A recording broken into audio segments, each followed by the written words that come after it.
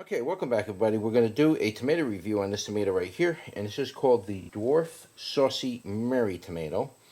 And I did reviews on this in the past, except I didn't get as good as results as I did growing in my 5-gallon pails with this variety, and this variety did some really amazing stuff that I never actually thought would happen with this variety. So I'm going to reshoot the video, and I want to make sure that I give it a good review this time, because of the results of it is beyond anything I thought this tomato was going to do. So looking at the tomato, you can see these are some of the shapes. We are going to weigh some of these to get an idea of the weight. But some of the tomatoes coming off this plant were absolutely enormous, guys. That's a big rain crack right there, unfortunately. But look at that, guys.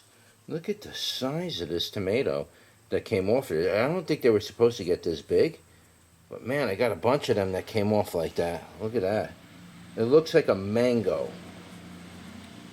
I think I said that in another video. I showed these. It looks like a mango. Look at the size of this tomato. I can't believe it made some tomatoes that were this humongous. I mean, look at this. This is absolutely nuts. Now, keep in mind, guys, that these are green. This is a green variety, and these green varieties are really hard to tell when they're ripe. Even cutting this one open was making me question whether it was ripe or not, but it is yellow, so it should be fine. But it's really hard to judge these green varieties. Here's the center. Here's the inside. I cut it long way for you, give you an idea. Happen to cut it right on the rib. It's very common with cutting them when you cut them sideways. And so let's throw this on the scale and see what we actually got going here, guys. This is freaking ridiculous. I mean, these big ones, I'm curious to see what the weight is on those myself. I mean, those are big, man. Those things are big as a mango. Okay, let's throw one of the big ones on there. 7.5 ounces. That's basically a half a pound right there. 8.5. And 7.8. Man, those are. But this is the common size you're gonna see coming off of there. So that'll probably be the most common you're gonna see. It's 4 ounces for that. And here's like some of the smaller ones. 2.8 ounces, so they can range anywhere in general from 2 ounces to 9 ounces. I think at one point, right? One was basically 9 ounces. So yeah, they can range in it. I'm sure you might get a freak here and there that the plant might actually throw out a 1-pounder. It's very possible after seeing something like this come out of it. I would say that a 1-pounder is very possible. So let's do a bricks.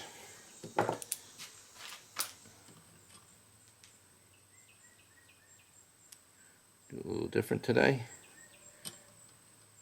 Oh, wrong side. See, that's why you don't change the way you do things. Sometimes these are watery too. These things got a lot of juice on them. Okay, it's like a 5.5 on the bricks, believe it or not. So let's give that a go and see what it tastes like. Alright, let's get into the numbers. The sweetness on this thing was probably around a 26, 27.5. It wasn't a terribly sweet tomato, but it was like a little above average. It was pretty good, sweet-wise. The tangy part of it was definitely a lot higher, but the whole flavor of the tomato was low. And so it's hard for me to gauge that number.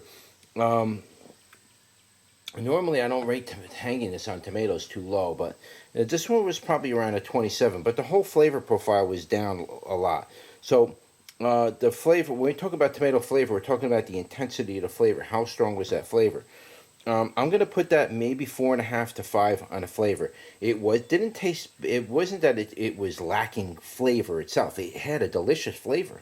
It's just the whole profile of it was low. It wasn't very strongly in a tomato tasting type. It wasn't strong in that flavor. That's the best way I can put it. So the whole thing was balanced good, but the flavor was generally low. Moisture-wise, I'm going to put that up there about a 7. This thing was wet as you couldn't believe. I mean, it was just ridiculously wet. So it was a little above average with the moisture, but that was fine.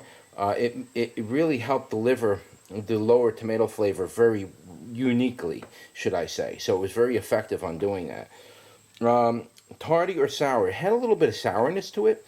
It is a green tomato variety. Most green tomatoes tend to be a little tardy or soury type thing, but it doesn't taste bad. It's unique to green tomatoes. And so it did have a little bit of a, I don't know if you want to put tardy in there, a soury type flavor. A slight soury, a little bit, maybe kosher if you want to use that term. Very slight. It was definitely below 1, probably a half if you want to give it any kind of a number. Undertones, no, but there was a slight overtone, meaning the beginning flavor when you first eat it. You get like a slight, almost berry-like flavor in the beginning, and it dissipates very quickly. And then, of course, the undertones is the aftertaste that's coming in afterwards. But that overtone was very slight. I forget I mentioned that. I don't normally mention overtones, but I really should, because sometimes they come in. It's like a slight berry flavor, and it vanishes. You'll catch me a lot of the times mentioning these overtones in my pepper review videos. I often mention them, but in tomatoes I normally don't mention them. Texture was perfect. I'm going to put that up there about an 8 or 9 on the texture. The texture was unbelievably perfect. You couldn't ask for anything better. Production-wise, I'm going to put that up at a 10. I've never seen so many tomatoes come off a small plant like that, especially tomatoes like this.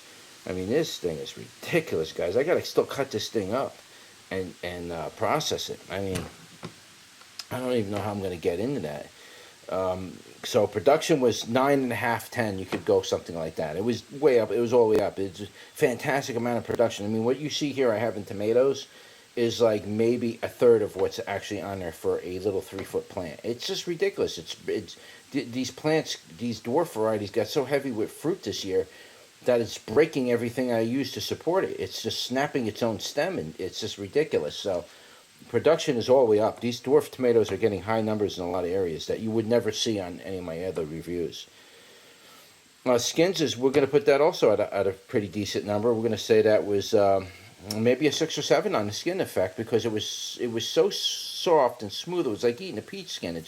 It breaks up. You almost don't even know that there was a skin on it. It's a very delectable, desirable type of an effect I got from the skin. So the skins were very nice on it. Seeds is going to get a low rating, and the low rating for the seeds is probably going to be about a 3. These tomatoes are basically almost seedless. There's not a lot of seeds in them. So I ate about 2 of these tomatoes to do the review so far off camera. I cut them up, I squeeze them, I get a little juice, I do the seeds, I do it without seeds, I do it just, I do a bunch of things for me to get these numbers. I don't just take a bite and walk away. I do several things to fulfill my palate with the flavor and all these essences, so I can really pick those things up really delicately. And so I ate a couple of them, and out of those 2 tomatoes, roughly around, something like this size. These are pretty big. I ate 2 out of 2. I barely got any seeds out of it. Probably could count those seeds in one hand out of 2 tomatoes. So there's not a lot of seeds in these things. So it's get a low rating, but that doesn't change the rating of the overall. That's just to let you know if it's a seedy variety or an unseedy variety. This is not really a seedy variety. 3.5 for that's a good number.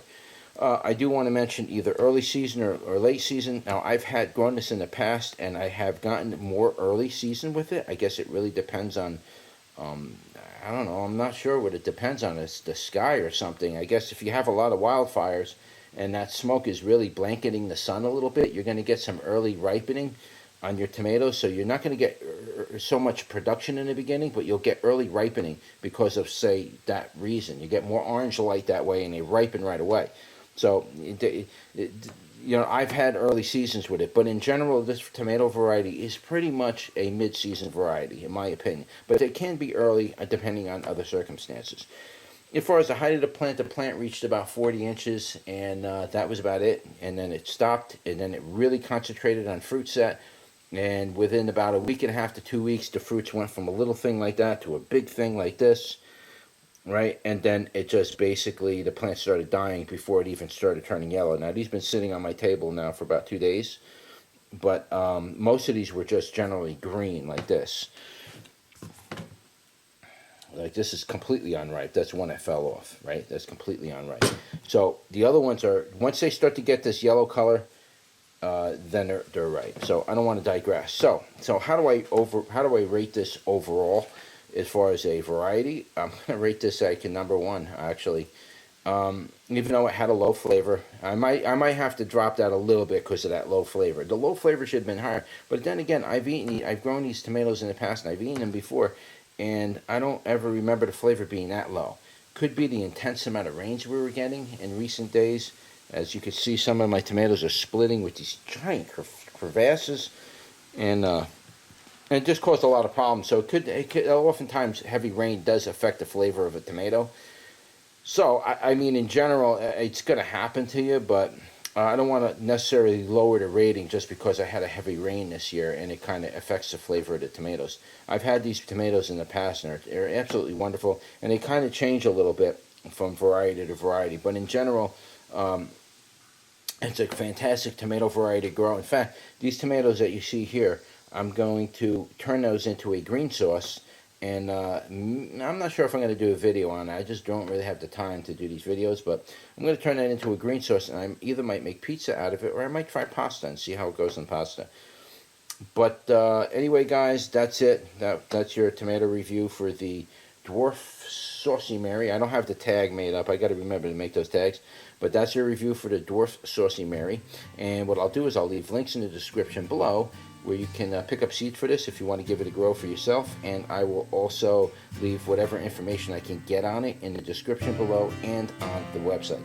So that's it, guys. Hope you enjoyed the video. Don't forget to like, share, and subscribe. And I'll see you on the next one. Take care.